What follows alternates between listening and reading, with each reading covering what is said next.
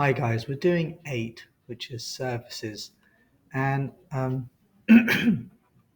there's a little assessment afterwards, which is services, presentation, and questions.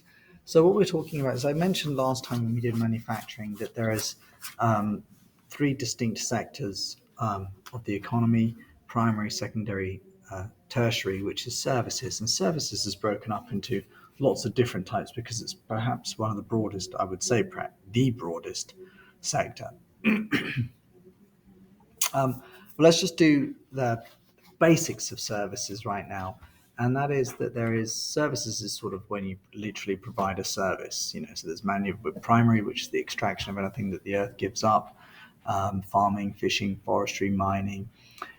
Secondary is manufacturing, and tertiary is services. But let's just look at two sections of this: producer and consumer. So let's look at this.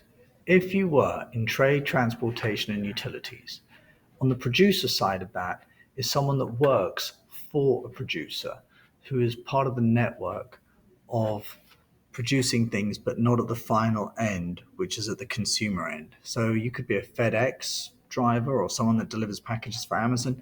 But at the consumer end, if you were driving for a living in transportation, you'd be Lyft transportation.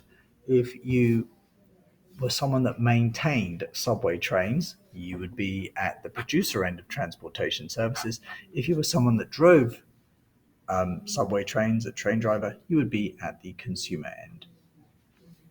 If you're in information, hosting websites, writing, or not writing, but designing websites for a company, you are at the producer end.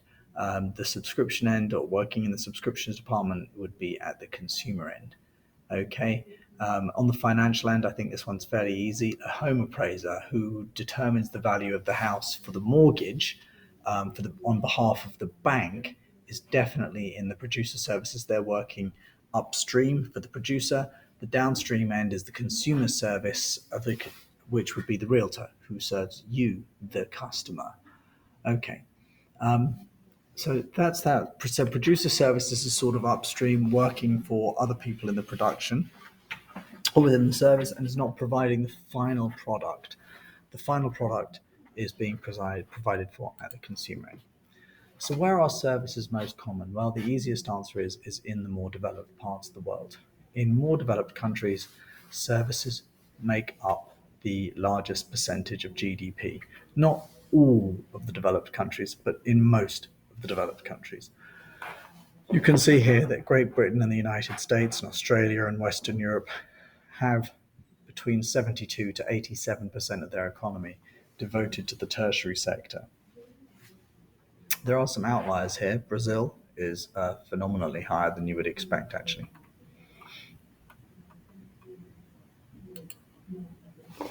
What's happening to services as a percentage of gross domestic product? You can see pretty much in all countries the amount of people and the amount of gross domestic product driven from the service sector is going up. There is only possibly out of this one exception here, and that is Kenya as an outlier, but that has problems separate to this at the moment.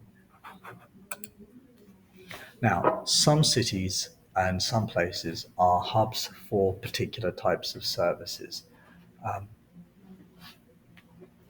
Finance, New York, Paris, London, and I would actually include Tokyo in that as well.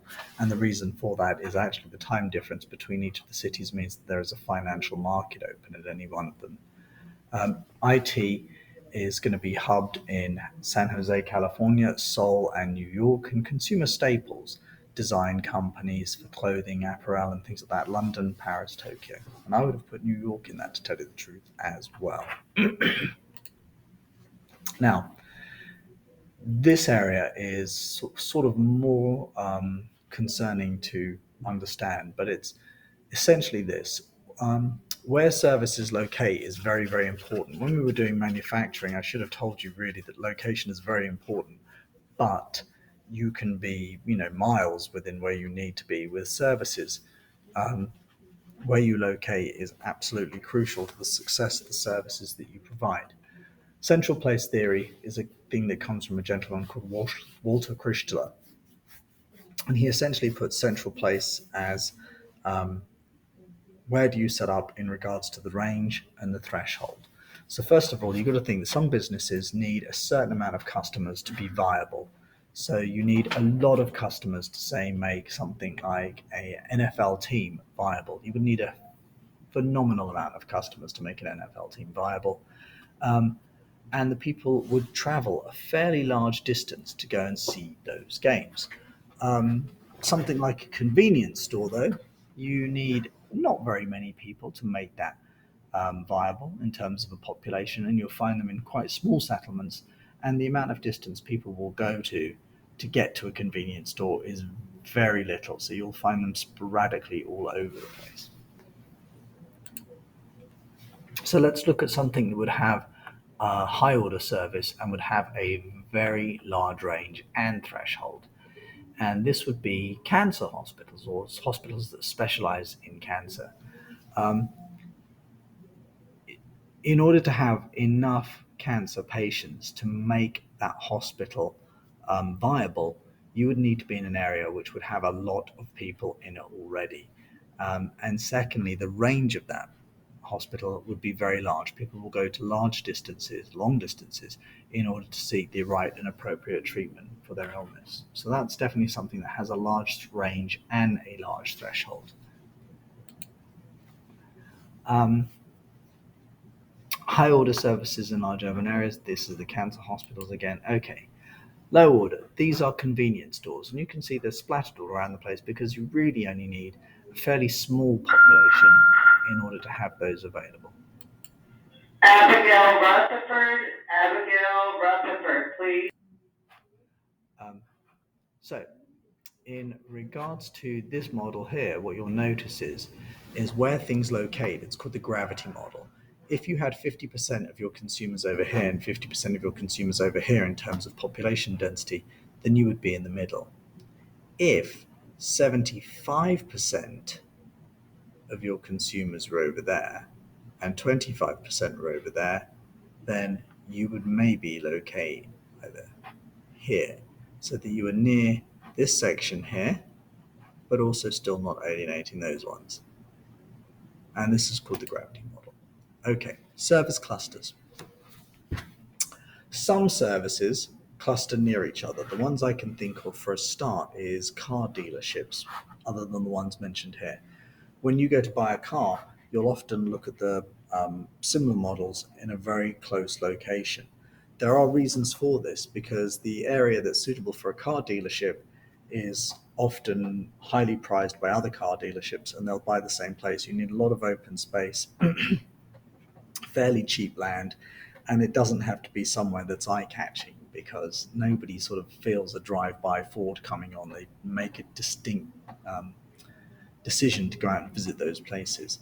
But other places do rely on a lot of foot traffic and a lot of customers to be nearby, and those would be toy and jewelry stores and flower stores. And although there is competition, by being next to your competitor, you'd think you'd be reducing the amount of um, customers you'd get.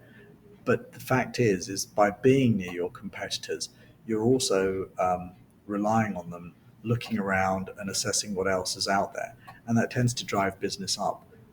If you were at the other side of town, if there was one flower shop on one side of town and one florist at the other side of town, chances are they would both get less trade. I don't know why, but it is.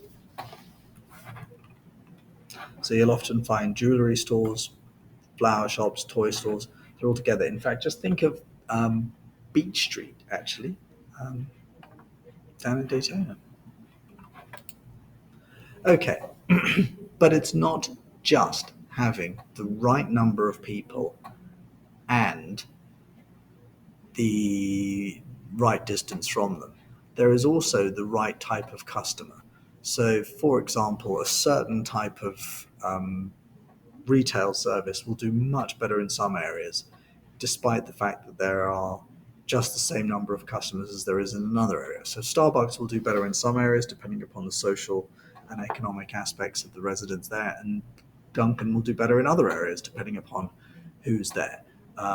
Whole Foods does better in some districts with 100,000 people, and if you put a Whole Foods in another district with the same number of people, it would do terrible. And it depends on what sort of people you have there, what their proclivities are. And we've managed to do this through geography. We've managed to segment, we call these tapestry segments, these people into different sorts of um, groups. And this helps businesses decide where they want to locate.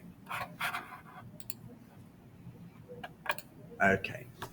Now, this one shows us where business and financial operations are. These are high-end service sector jobs. They pay well. And these are the kind of jobs that you would like in your city. They give you well-paid individuals who spend money freely and do a lot to stimulate the economy. These workers, though, require large amounts of education, and you will find the service areas for these in kind of where these people already are. This sounds kind of strange, but if you're going to locate your business, your service sector business, in an area where you don't have many of these people, you will actually pay more. So, for example, if you decided to locate them in the middle of Iowa, you would think, well, that would be great because land prices are super cheap and everything. But then how would you drag these educated people out of these places that they prefer to? Okay, the same with computer and mathematical employment. And with art, it's highly clustered too. This is food prep. You can see that with food prep, it's highly concentrated, and food serving, I should say more so. It's highly concentrated on in Florida and around by Las Vegas and in some parts of California. And restaurant work is notoriously bad paid. We discussed, I think, last lesson where we said it can be very well paid at certain times of the year, but it's incredibly unreliable. And this has certain problems for the economy as a whole, as local workers don't tend to earn as much as they need to raise families, and this can cause significant problems with people being underinsured for healthcare and other problems. Sales is another area where this can be, particularly in retail. Um, it's a big problem of people being less than underpaid, or not underpaid, that would be the wrong word, but earning less than the national average. And again, that means you have the some socioeconomic problems with um, having to supplement people's incomes with various programs and other things like that.